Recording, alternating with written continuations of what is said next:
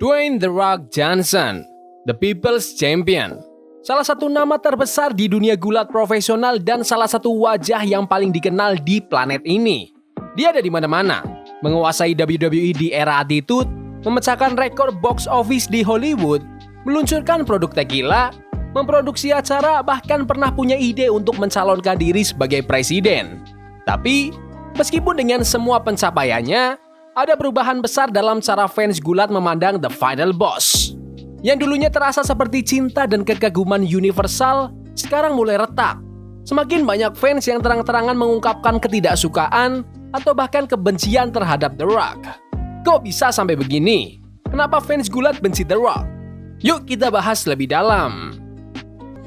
Kita mulai dari yang membawa nama The Rock melambung tinggi, Hollywood.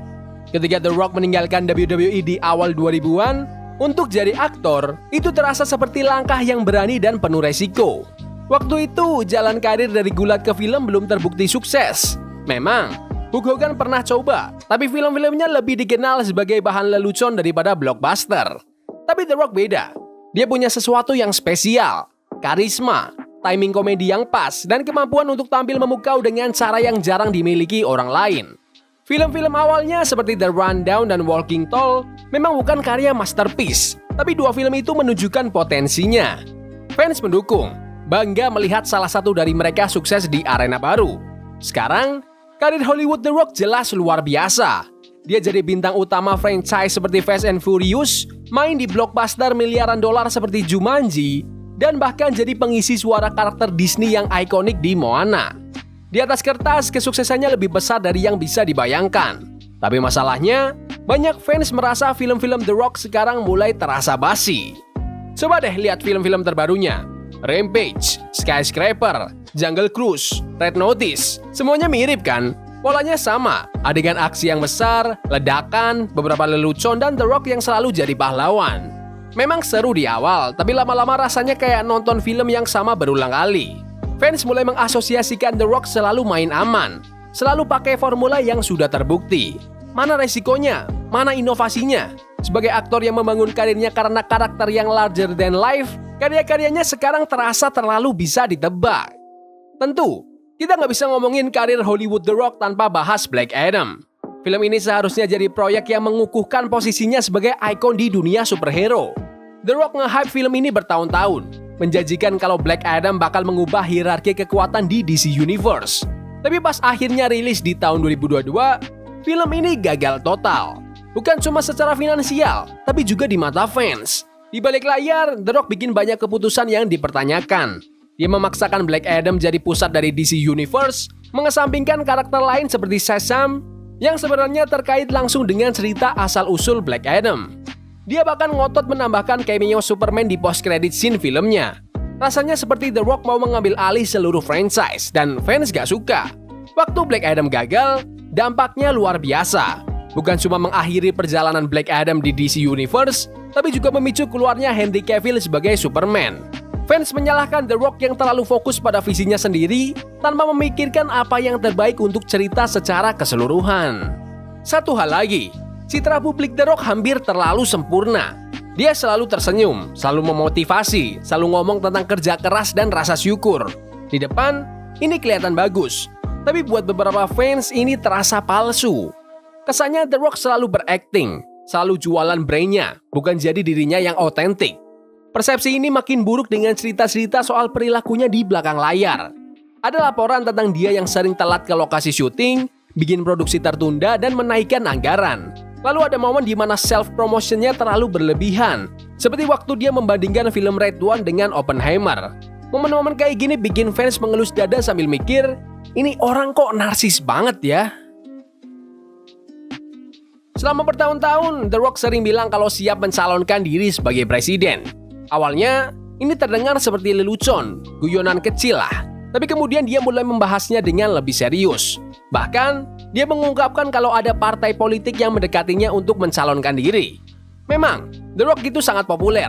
Polling nunjukin dukungan kuat untuknya sebagai kandidat potensial. Tapi banyak fans merasa ini tuh terlalu berlebihan. Masalahnya, The Rock nggak punya pengalaman politik. Dan meskipun dia berusaha tetap netral soal banyak isu agar nggak membuat fansnya kecewa, Pendekatan seperti itu nggak bisa diterapkan kalau kita bicara soal memimpin negara. Pada tahun 2020, dia mendukung Joe Biden sebagai presiden, yang mengejutkan banyak fansnya yang cenderung konservatif. Lalu, di tahun 2024, dia memilih untuk gak mendukung siapapun, yang justru bikin fans di sisi kiri kecewa. Rasanya seperti The Rock mencoba bermain aman, setengah-setengah tanpa benar-benar terjun. Buat fans gulat, godaan jadi presiden ini terasa seperti contoh lain dari The Rock yang lebih memikirkan egonya. Apa dia benar-benar merasa dirinya layak jadi presiden? Atau ini cuma cara lain untuk tetap jadi pusat perhatian? Oke. Sekarang kita balik ke dunia gulat. The Rock akan selalu jadi legenda WWE. Itu nggak bisa dibantah. Kontribusinya di era Attitude, catchphrase ikoniknya, persaingannya yang nggak terlupakan dengan Stone Cold Steve Austin, semua momen itu udah jadi bagian dari sejarah gulat. Tapi masalahnya, sejak pindah ke Hollywood, The Rock lebih sering jadi part-timer daripada pegulat full-time.